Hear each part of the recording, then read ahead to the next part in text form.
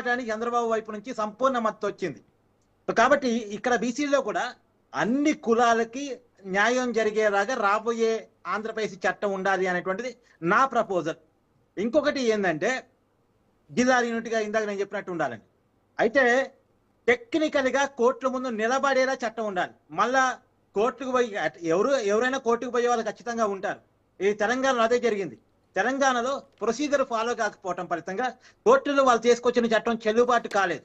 పైగా వాళ్ళు తీసుకొచ్చిన చట్టంలో కూడా అనేక లోటుపాట్లు ఉన్నాయి. ఒకవేళ చట్టాలు కోర్టుల ముందు నిలబడకపోయి ఇబ్బంది అంటే 50% లోబడి రిజర్వేషన్ కల్పిస్తే కోర్టులు కూడా ఏం చేయవు కూడా. ఎందుకంటే సుప్రీంకోర్టు గైడ్లైన్స్ ప్రకారం 50% లోపు రిజర్వేషన్ కల్పించుకోవచ్చు, ఇబ్బంది లేదు. అయితే నేను చెప్పినట్టు అన్ని ఉపకులాలకు కూడా అవకాశం ఇవ్వాలి. అయితే ఇందాక ఇంకొక విషయం పాయింట్ వచ్చిందంటే అసెంబ్లీకి ఎందుకు వెళ్ళరు, అసెంబ్లీకి వెళ్ళటం బాధ్యత కదా అనేటువంటి చర్చ వచ్చింది కాబట్టి చెప్తున్నాను. అసెంబ్లీకి ఈ సమయంలో ఈ బీసీ బిల్లు విషయంలో వైసీపీ తనకున్నటువంటి అభిప్రాయాలు చెప్పడానికి అసెంబ్లీకి పోతే బాగుంటది. ఇక ప్రతిపక్ష హోదా సమయం అంటారా? ఇప్పుడు మీరు నన్ను మీ డిబేట్ పిలిచారండి, డిబేట్ పిలిచేటప్పుడే ముందు నన్ను మాట్లాడించాలి, నేను మాట్లాడినంతసేపు మాట్లాడించాలని పిలిస్తే ఎలా ఉంటుంది చెప్పండి? ఇప్పుడు మీరు ఉన్న సమయం మేరకు ఉన్నంతలో ఎంతమందికి ఇస్తున్నారో అంతమందికి మీకున్న టైం డివైడ్ చేయాలి. అంతేగాని నేనే మొత్తం నేను మాట్లాడగలను, గంటైనా మాట్లాడగలను, నేను మాట్లాడేంత సమయం ఇవ్వాలి అంటే అది కరెక్టా? ఇంకొకటి అసలు ఎంత సమయం ఇస్తారనేది నువ్వు అసెంబ్లీకి పోతే కదా తెలిసేది. అసెంబ్లీకి పోకుండా నీకెంత సమయం ఇస్తారని ముందట్టు చెప్తారు. ఇక ప్రతిపక్ష హోదా అంటారా? ఇప్పుడు 2014లో జగన్మోహన్ రెడ్డికి ప్రతిపక్ష నాయకుడు హోదా ఇచ్చింది ఎవరు? ప్రజలు కదా. అవును. ఆ రోజు కోడేరు శివప్రసాద్ రావు గారు స్పీకర్ గా ఉన్నారు, ఆయన ఇవ్వలేదు కదా. ముఖ్యమంత్రి చంద్రబాబు నాయుడు గారు ఆయన ఇవ్వలేదు కదా. గవర్నర్ గారు ఇవ్వలేదు కదా, నరసింహన్ గారు. ఇచ్చింది ఆ రోజు ఎవరు? ప్రజలు ఇచ్చారు. 67 సీట్లు ఇవ్వటం వల్ల ఆటోమేటిక్ గా ప్రతిపక్ష నాయకుడు జగన్మోహన్ రెడ్డి అయ్యాడు. 2019లో జగన్ ముఖ్యమంత్రి ఎలా అయ్యాడు? ఎవరు చేశారు ముఖ్యమంత్రిగా? గవర్నర్ చేశారా? గవర్నర్ టెక్నికల్ గా ప్రమాణ స్వీకారం మాత్రమే చేపించాడు. ముఖ్యమంత్రి చేసింది ప్రజలు 151 సీట్లు ఇచ్చారు కాబట్టి ప్రజలు ఇచ్చిన సీట్ల మేరకు జగన్మోహన్ రెడ్డి ముఖ్యమంత్రి అయ్యాడు. మొన్న ప్రతిపక్ష హోదాకు దక్కకుండా ముఖ్యమంత్రి పదవిని కోల్పోయింది ప్రజల చేత కదా. ప్రజలు కదా అధికారాన్ని తిరస్కరించింది. ప్రతిపక్ష హోదా ఇవ్వండి, ప్రజలు ఇవ్వని హోదాని జగన్మోహన్ రెడ్డి అడగటం ఏంటి? 2014లో పార్లమెంట్ లోక్సభే కదా, లోక్సభ సంప్రదాయాలనే కదా మనం అసెంబ్లీకి కూడా ఫాలో అయ్యేది. 2014లో కాంగ్రెస్ పార్టీకి పార్లమెంట్ ప్రతిపక్ష హోదా లేదు.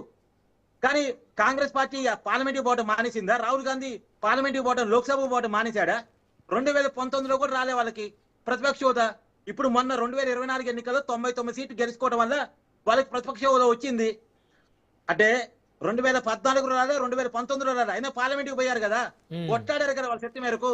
ఇప్పుడు మన తెలంగాణలో భారతీయ జనతా పార్టీకి 8 అసెంబ్లీ స్థానాలే ఉన్నాయి, పోతున్నారుగా, అసెంబ్లీకి పోతున్నారుగా. సంఖ్య తక్కువ అని సమయం తక్కువ ఇస్తారని పోవటం మానేట్లేదుగా. 2019లో బీజేపీ తరఫున రాజాసింగ్ ఒక్కడే గెలిచారు తెలంగాణలో, పోయాడుగా. ఉమ్మడి రాష్ట్రంలో చివరి అసెంబ్లీలో జోలకంటి రంగారెడ్డి సిపిఎం పార్టీ నుంచి ఒకే ఎమ్మెల్యే ఉన్నాడు, పోయాడుగా అసెంబ్లీకి. వీరంత తనకిచ్చిన సమయంలో అంటే ఇక్కడ ఒకటండి కార్తిక్ గారు, మనం చాలా క్లియర్ గా ఆలోచించాల్సిందంటే రఘురామకృష్ణరాజు గారికి జగన్మోహన్ రెడ్డి గారికి మధ్య ఉన్న వైరం అందరికీ తెలిసిందే. సో వారు డిప్యూటీ స్పీకర్గా ఉన్నారు. సరే అయ్యన్న పాత్రుడు గారు, సరే ఆయన వ్యక్తిత్వం మరీ జగన్మోహన్ రెడ్డి గారి మీద విరుచుకుపడే పరిస్థితి ఏం కాదు. కానీ జగన్మోహన్ రెడ్డి గారు అసెంబ్లీ సమయాలకు హాజరైతే అయ్యన్న పాత్రుడు గారు కనుక ఒకవేళ అసెంబ్లీకి రాకపోతే ఆ రోజు రఘురామకృష్ణరాజు గారే స్పీకర్గా ఉంటారు, డిప్యూటీ స్పీకర్గా. సో వారు జగన్మోహన్ రెడ్డి గారిని ఏ విధంగా హేళన చేస్తారు, జగన్మోహన్ రెడ్డి గారికి అసలు మైక్ ఇస్తారా అనేటువంటిది కూడా చాలామందిలో ఉన్నటువంటి ఒక ఆలోచన. అదేవిధంగా మొదటిసారి జగన్మోహన్ రెడ్డి గారు అసెంబ్లీలో ఈ 24 ఎన్నికల తర్వాత వారు ఎమ్మెల్యేగా ప్రమాణ స్వీకారం చేయడం కోసం వారు 11 మంది ఎమ్మెల్యేలతో అసెంబ్లీకి వచ్చారు. వారు ప్రమాణ స్వీకారం చేసేటప్పుడు కొంతమంది ఎమ్మెల్యేలు చాలా హేళనగా నవ్వినటువంటి ఆ సందర్భం ఒకసారి మర్చిపోయారా? సో బహుశా అందుకనే మరి ఆయన వెనకడుగు వేస్తున్నారేమో, ఆయన్ని అవమానిస్తారని, సో ఆయన్ని హేళన చేస్తారని, సమయం ఇవ్వకుండా ఇబ్బంది పెడతారని బహుశా వారు ఏమైనా ఆలోచిస్తున్నారేమో. ఒకవేళ బ్రహ్మనాయుడు గారు నిజంగా అవహేళన చేశారనుకోండి, హేళన చేశారనుకోండి, అది లైవ్ కదా, ప్రజలు చూస్తారు కదా, దానివల్ల జగన్మోహన్కే సానుభూతి కదా. హేళన చేస్తే ప్రజలు యాక్సెప్ట్ చేయరండి. గతంలో చంద్రబాబు నాయుడిని హేళన చేశారని ప్రజలు జగన్మోహన్ రెడ్డికి వ్యతిరేకంగా తిరుగుబాటు చేశారు కదా, చంద్రబాబు నాయుడికి సానుభూతి వచ్చింది కదా ఆ రోజు. నిజంగా వాళ్ళు చేసిన తప్పే ఇప్పుడు కూటమి కూడా చేసింది అనుకోండి, ప్రజలు ఊరుకోరు. ప్రజలేమి పిచ్చోళ్ళు కాదు కదా, అది లైవ్ లో టెలికాస్ట్ కదా, అన్నిటి మీ రాజు న్యూస్ సహా అందరూ టెలికాస్ట్ చేస్తారు అసెంబ్లీని, అందరు జనాలు చూస్తారు. జనాలు చూసినప్పుడు జగన్మోహన్ రెడ్డి కావాలని అవహేళన చేస్తున్నారు, అతను మాట్లాడుతుంటే మైక్ కట్ చేస్తున్నారు, అతను గొంతు నొక్కేస్తున్నారు అనుకోండి, ఆటోమేటిక్ గా ప్రజలు చూస్తారు, ప్రజలకు కావాల్సిన టైంలో ఎవరికి బుద్ధి చెప్పాలో వాళ్ళకి ఆ బుద్ధి చెప్తారు. ఆ గతంలో జగన్మోహన్ రెడ్డి గారు చెప్పినట్టు. ఇప్పుడు కొడాలి నాని నోటికి వచ్చినట్టు విడిచిపడ్డాడు, ఎమ్మెల్యే కూడా ఓడిపోయాడుగా. ఆర్కే రోజా, ఇప్పుడు బూతులు గతంలో తిట్టిన వాళ్ళంతా కూడా ఇప్పుడు ఎమ్మెల్యేలకు ఓడిపోయారు. ఎందుకు?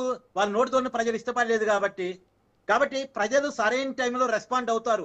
అది పట్టుకు నన్ను అవహేళన చేస్తారు కదా, నన్ను అవమానిస్తారు కదా అని మనం పోకపోతే ఎట్టండి? మన బాధ్యతగా మనం పోవాలి. జీతం తీసుకున్నారుగా జగన్మోహన్ రెడ్డి గారు, ఒక్కరు తీసుకోవట్లేదు, మిగతా వాళ్ళంతా తీసుకున్నారుగా. అలవెన్సులు తీసుకుంటున్నారుగా, ప్రోటోకాల్ తీసుకుంటున్నారుగా, రాయితీలు తీసుకుంటున్నారుగా, సెక్యూరిటీ తీసుకుంటున్నారుగా. వాళ్ళు అవన్నీ తీసుకుంటున్నారు, కానీ గ్రౌండ్ లో మేము ప్రజల కోసం మాట్లాడుతున్నాము, ఫైట్ చేస్తున్నాము, నియోజకవర్గాల్లో ప్రజలకి అండగా రాజీనామా చేయమనండి, ఎమ్మెల్యే పదవులకు రాజీనామా చేయమనండి.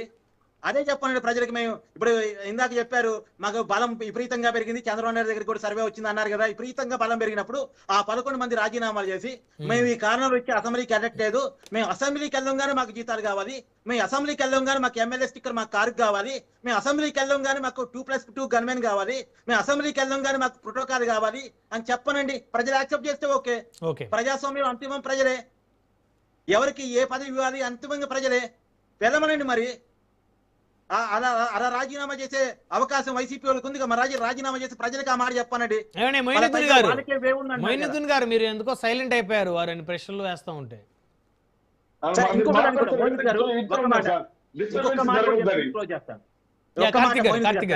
చెప్పండి కార్తీక్ గారు. ఈవీఎంలకు సంబంధించి కూడా ఒక్క మాట.